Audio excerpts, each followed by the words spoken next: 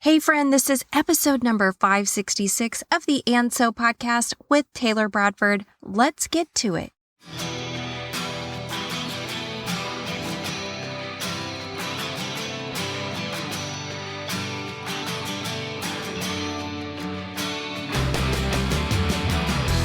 Boss Girl Creative presents And So with Taylor Bradford, business and life musings from a successful serial entrepreneur. Each week, you will hear Taylor spill the tea on all things business, life, relationships, health, and everything in between. But don't worry, each week also includes a business nugget that will help you stay on course. And now a throwback to 3-year-old Taylor who inspired all of this. And so.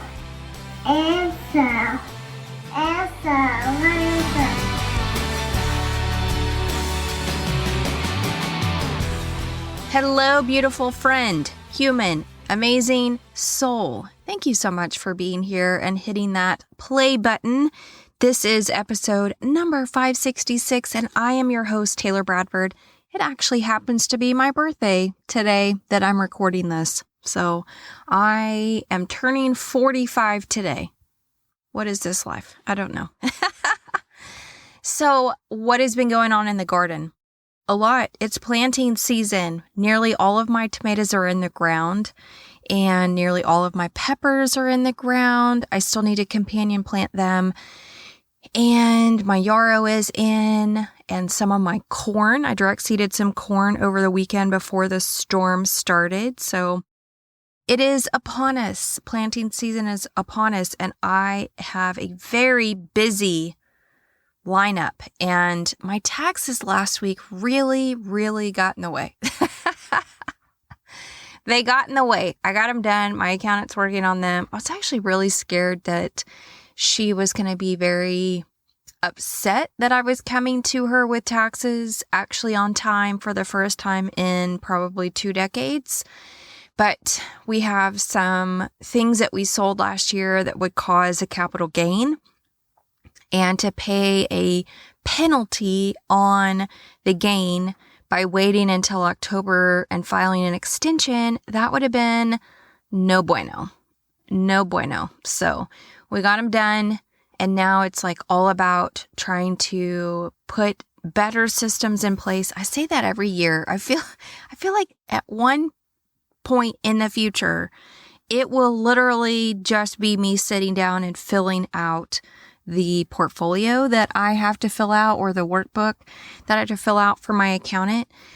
And this one took me 3 days. Now, partially because not all of our months were reconciled, and that's a problem. So now we're nipping that in the butt, and hopefully when January comes around next year, I can sit down and take those 3 days in January and not in April, right when I hit planting out season. So I got to be better prepared because the garden won't plant out itself, and it is quite large. Although maybe this time next year I will have some garden help, which would be amazing. And then it won't feel like it's all on my shoulders, but we shall see. We shall see. So the garden has started. Planting season has started. We ended up firing our metal building builder. So what I find very interesting in the land of construction is not everybody is meant to be a business owner or is meant to run a business.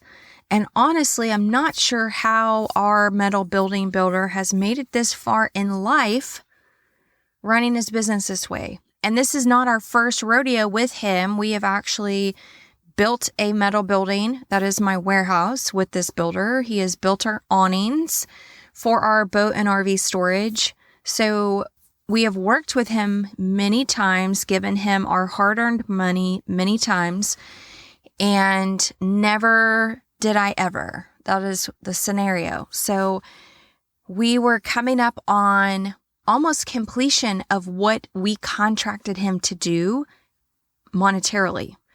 And you don't give up the goose when there's still a punch list and work to be done. Like, you need to be able to have all the cards still by the time that you get to the last chunk of money due. And that money shouldn't be due until the punch list is complete and then final payment. And we were basically paying his crew weekly because he got himself into a big financial pickle as an 83-year-old man. And we finally had to say, sorry, you told us there were 4 weeks left. You are now saying there are 5 weeks left, and it's been 4 weeks already. So we agreed to pay your crew weekly for those 4 weeks, and then we would have our remaining money for the punch list, but you're not anywhere close to being through.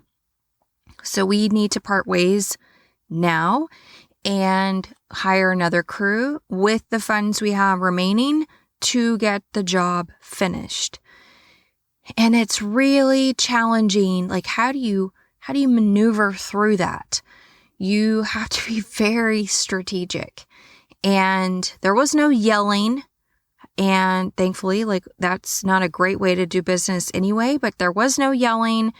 And he basically, got sad and mad and packed up all of his equipment and took off. And let me tell you, when you are operating from a place of anger at yourself, because it had nothing to do with us, but at yourself, you don't pay attention to the small details. So he didn't set the parking brake on his truck when he was trying to load a very heavy piece of equipment, and his truck started driving down my driveway. Now, thankfully, there was no damage done, but he has damage, he took out a tree at my property. He broke some really nice limbs off of what we call our grandpa tree, and we noticed that this past weekend.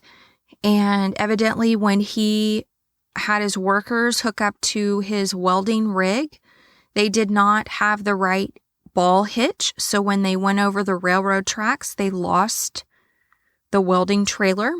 And I guess when they went down or got back to the shop and had to go rescue the welding trailer, they took off in a big piece of equipment and ran it through its gears really fast and basically ruined the motor of the big piece of equipment.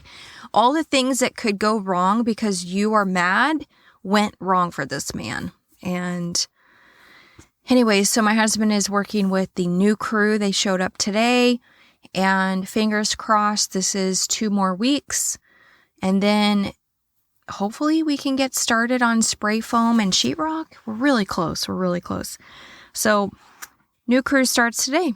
Fun times in building a house land.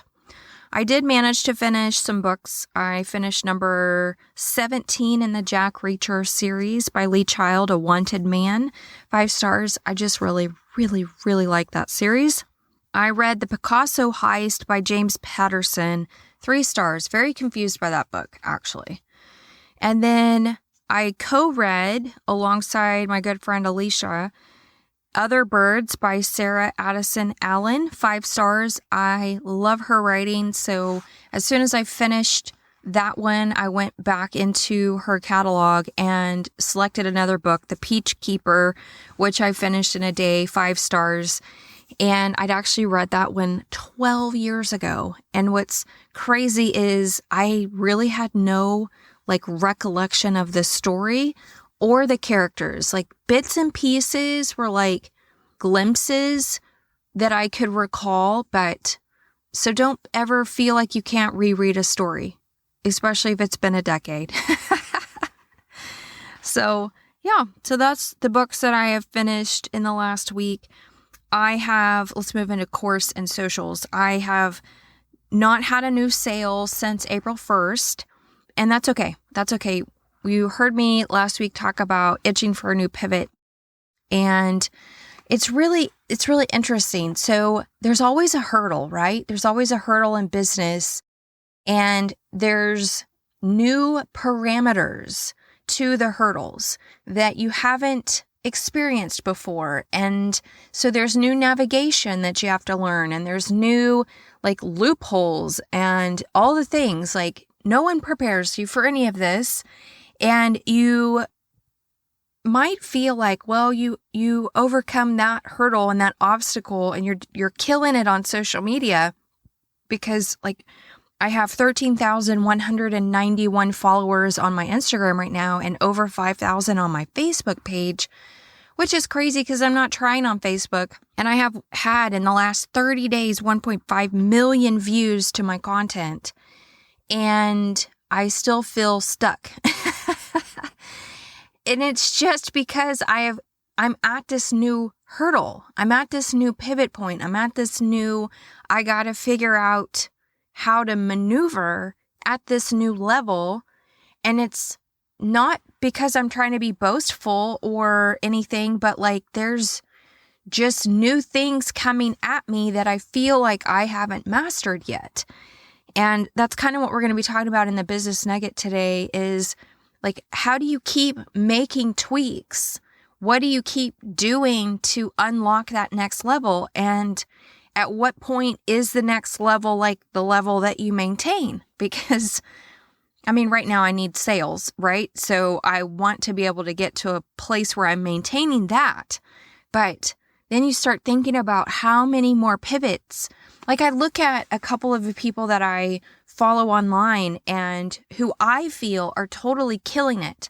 But now knowing that I've unlocked this next level, which by the way, has an absurd amount of like I'm blocking and deleting things, which I'll kind of talk about. That's a new thing coming at me. But like, when is enough enough? Like, when is enough enough? And I don't know, like if you stay in these minutia level pivots or 2 millimeter like touch points or tiny changes that you ever like zoom back out to that, overhead view. And then you're like, oh, okay. Yeah, no, I don't have to do the 2 millimeter shifts anymore. I'm not there yet, but I know that will be a conversation I have once I am there because I know that is coming. But going back to like the people that I follow and the people that I think are successful based on what I see, based on what they share, like when is enough enough? When do you say, you know what, I don't need to scale anymore. I am comfortable here and then figuring out a maintenance. I'm not there yet, but I can see that could be a place that I go. And I think that comes with age, like you get to a place at a certain age level and you just want to coast. You want to enjoy life because you've hustled this long. So very interesting things to think about. I can say that even at 13,191 followers, if I do not prioritize, which the taxes really got me, if I don't prioritize those 2 trial reels a day, I see a gap in my follower growth trajectory. So I have to reprioritize those 2 trial reels a day because that is really helping the growth of that. So if I don't do them, I see a gap in the follower. And I'm still gaining the followers. Don't get me wrong. I'm still hitting a really nice average, but I can see the gaps happen when I don't prioritize that. Okay, real quick, search bar confessions. It's literally 2. Actually, it's technically 1, but it's perfume subscriptions. I saw somebody talking about Scentbird. I'm a part of Fern, and I'm sure you have seen their advertisements. If you get into their ledger, then you have access in their subscription for 4 perfumes a year based on this season, which they release the new season around the equinox of the season's change. And so I've had 2. I got their winter. Now I have spring, and you can choose to send it back if you don't like the scent. You're not like obligated to have that. But yeah, so I was just curious about Scentbird because I saw somebody else talking about perfume subscriptions. All right. And that's it. That's all. I mean, my search bars recently are all garden related, and I really don't want to bore you with that. So that was my most interesting search bar confession for the week. Perfume subscriptions. All right. So let's talk about the business nugget, which is the 2 millimeter shifts. And I didn't realize that Tony Robbins actually coined this phrase. I just make these shifts incrementally to see what moves the needle. And that is literally what I have done since the very beginning of all the things. I make small tweaks, small changes, pivots, and I do that to see what will unlock the next thing. But hat tip to Danielle, who is a listener and a fellow gardener, and for naming this thing. It was a thing named by Tony Robbins, the 2 millimeter shifts. And it's interesting because the 2 millimeter rule is the idea that success is only a tiny 2 millimeter shift away from your current level of achievement. So how do I do this? I am constantly looking at metrics because you've heard me say data doesn't lie. It doesn't. It truly doesn't. And so what do you do to incrementally shift the thing you're working on unlocking? What do you test? What do you tune? What do you 2 millimeter shift? And his concept is small incremental improvements in key areas of business that can result in massive long-term impacts. It does require persistent effort, and the shift is about moving from excellent to outstanding or unstoppable. Now, I'm not necessarily thinking in those terms when I'm making these 2 millimeter shifts.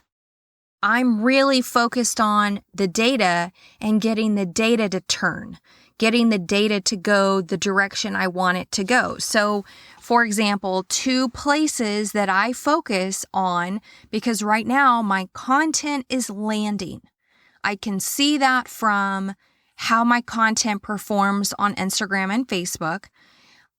Within a month on Facebook, I have grown from 160 something followers on my page to over 5,000. Not trying, by the way, but my content is landing over there. But it's also landing on Instagram. It's not unheard of. My best performing reel was last week, and it has topped over 500,000 views to date. And it's only a week old, maybe. And prior to that, hitting 300,000 was a good reel. But I'm consistently hitting in the 20,000s and higher. Sometimes my content doesn't start picking up for a couple of days, so it's not unheard of for me to still see a $3,000 view on a piece of content, and then later it gets up into the 10s or 15,000s. I still think that's incredible. I mean, even though I'm at 13,000 followers or connections on Instagram, it doesn't mean that those 13,000 people are going to see my content. It's why I'm trying to train them with my mini chat to know they need to come in and check in with my profile. Now, I can see that sometimes makes people uncomfortable. I just wrote myself a note because I do want to swing back to that say hi to new followers automation that I have with MiniChat. And by the way, don't forget, you can test MiniChat for free for 14 days if you use my link. Go to bossgirlcreative.com/MiniChat. It's MANYCHAT. Try out their pro version for free for 14 days and then make a decision of whether or not that gave you back some time in your life. But so I do want to circle back to that because I can see that makes some people uncomfortable, and I am getting unfollows because of that auto hello. But I'm also making incremental shifts there too. So let's talk about what am I doing? If I'm data driven, what am I doing in these 2 millimeter changes or these 2 millimeter shifts? I'm testing my profile, my Instagram profile. Is it effectively conveying what it is that I'm selling, what it is that I'm teaching? And so I made some changes, and we're going to see if that helps move the needle or not.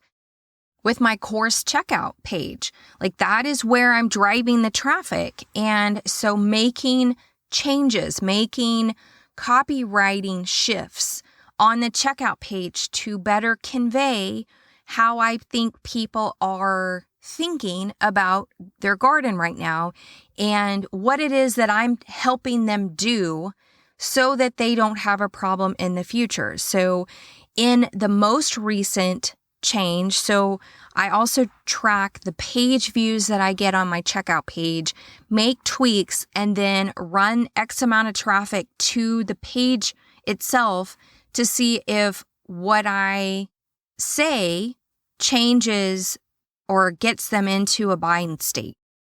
Because your copywriting is what can make or break you. But also there still needs to be trust. Like you still have to have that trust factor for them if they are experiencing you for the first time. Going back to the episode a few weeks ago where I talk about touch points, you are still trying to build that like, know, and trust factor with humans following you on a social media platform. And then if they come to your checkout page or your landing page, your sales page, whatever you want to call it, and they start reading, is your copywriting compelling enough to move them from the I don't know to I gotta have this? And so I went and used in this most recent update to my checkout page, I utilized Samcart's AI assistant who has access to data on converting checkout pages, converting landing pages, and asked for some updates.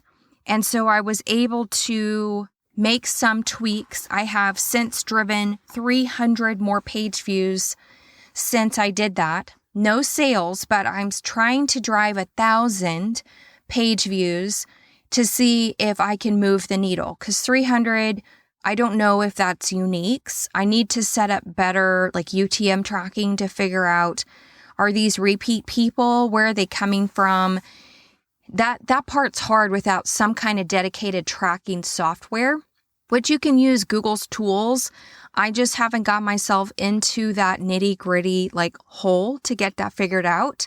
Some of it I have turned on, like I'm using Google Tag Manager and I'm using Google's actual stats data, like what is my dashboard showing, but I don't have I have those things connected through Samcart into my Google, but I think I may need to, I don't know, I'm going to have to either teach myself or go find somebody that knows that can help to make sure that it's all set up correctly without having to pay for another software. There are other softwares that exist, but I don't have the funds to put money behind them just yet. Eventually, but not right now. So I'm still working on driving traffic to the checkout page as I incrementally make those changes.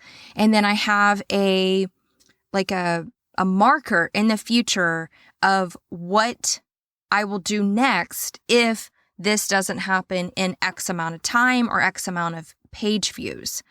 So I'm there. I'm in the trenches still, just like you, making incremental changes to see what will move the needle. And I can go back to myself on January 31st when I made the drastic decision of deleting 1,700 followers off of my Instagram to see if that would help me unlock something. And it did. Now I've unlocked the traffic game, the follower game over on Instagram, and inadvertently unlocked it on Facebook because I have keyed in what my content should be. Now, do I hit a home run every time I post? I don't. But what I find fascinating about using trial reels is I can test things over there, and it's my non-followers seeing it. And if it's a compelling enough piece of content, I will get a follower out of it. And then Instagram will be like, hey, this is really resonating with non-followers. I bet your followers are going to really resonate it. Go ahead and share it to everybody. And that's a really good metric to get from Instagram to be like, okay, that content performed well in front of a cold audience. Now let's see what it will do in front of a warmer audience. But again, going back to the training your followers. I'm trying to train them to come back and check in with my profile every day because there's a new garden tip posted every day. Now, it may be a repeat of me testing a new hook, but also it's okay to keep teaching because you never know who is going to see that thing. It's okay to share the same concept multiple times because you don't know who is going to see it.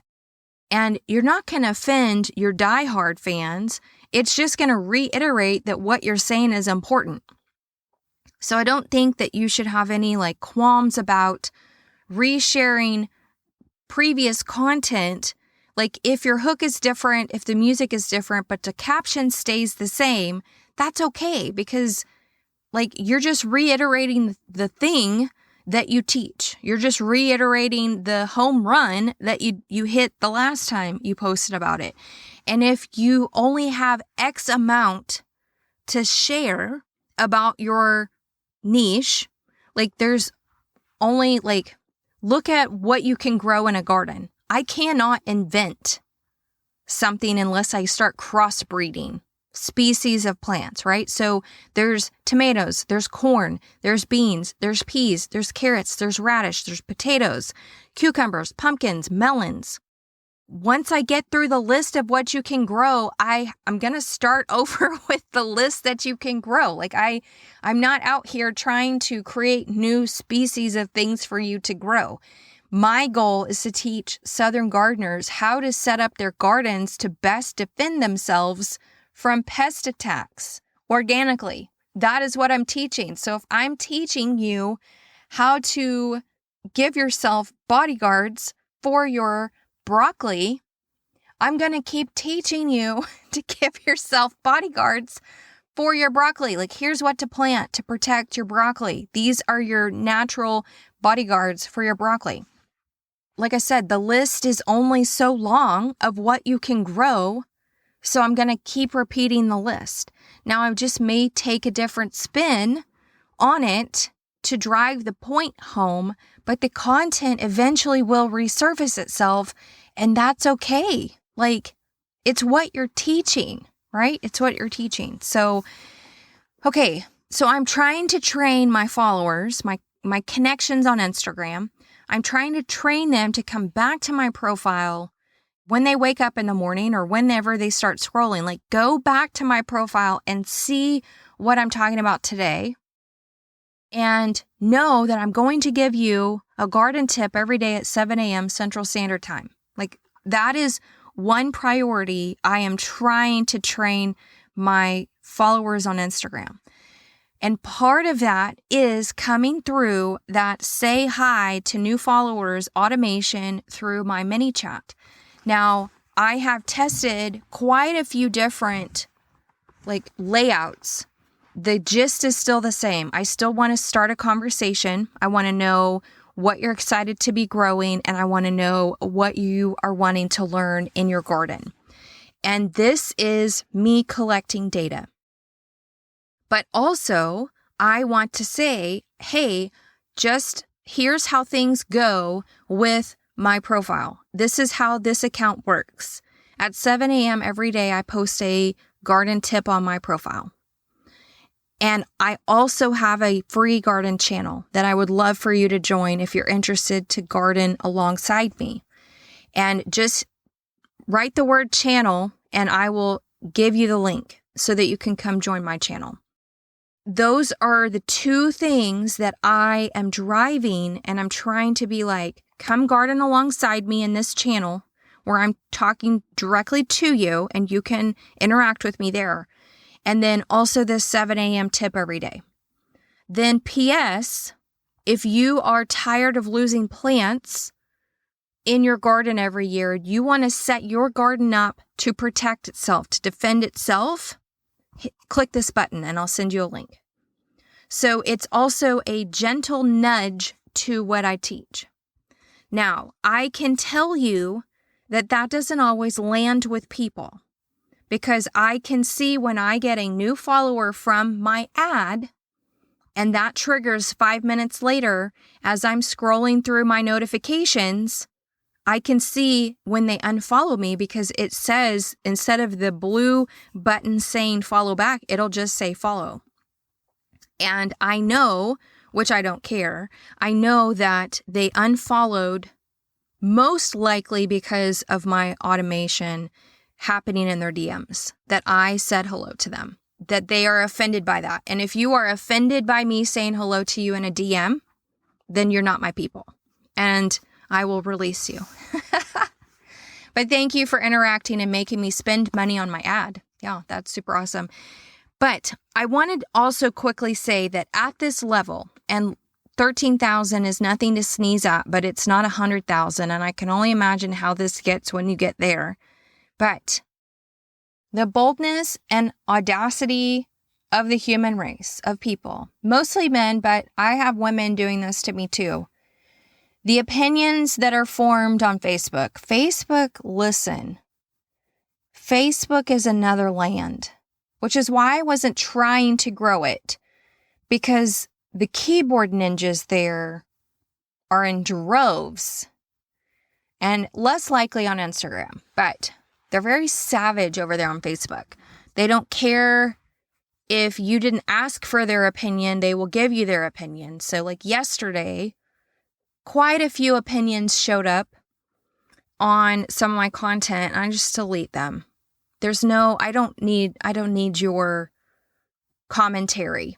I didn't ask for it. It has no room in this dialogue between me and other humans that are wanting to learn from me. So I didn't ask. So I'm deleting. I appreciate that you juiced up my algorithm though. So I am grateful that my video played as you were writing that paragraph to me. So I do have gratitude there, and I will read it just to humor myself, but then I will delete it. And then if it is offending, I will block. Most of the time it's not offending, but there have been some, on both platforms, there have been some very offensive comments on gardening content. You guys, gardening content, offensive comments on gardening content. One gentleman on Instagram literally cussed me out. Foul language, cussed me out. And I reported it as a bully, and his account got deleted. But in his bio, it said that was his 10th account, keep deleting him. And so I allowed his 10th account to go into the trash for being a bully. I just don't have space for that. But thank you for juicing the algorithm. I do appreciate that, because the longer you type, the more times my video is looping, and you're helping me make money, but you're also helping me get in front of new humans. But this is a level I didn't realize came with 5,000 followers on Facebook and 13,000 followers on Instagram. So there's definitely, like I said, little pivots that you get in the pipeline, or little hurdles that you get in the pipeline of new levels that you unlock for yourself. And I'm going to keep talking about them because I want you to be prepared. If this is the journey you are on in growing your business online, that starts happening when you start seeing growth, or if something pops off. And yeah, I didn't think I would have hate driven at me about garden content, but here we are. All right, don't forget, test out ManyChat. I promise it is, especially if you are active on TikTok, you'll need a business account with TikTok, Instagram, Facebook. Let it do the work for you. Let it jumpstart those conversations for you. Let it send people to your checkout page for you.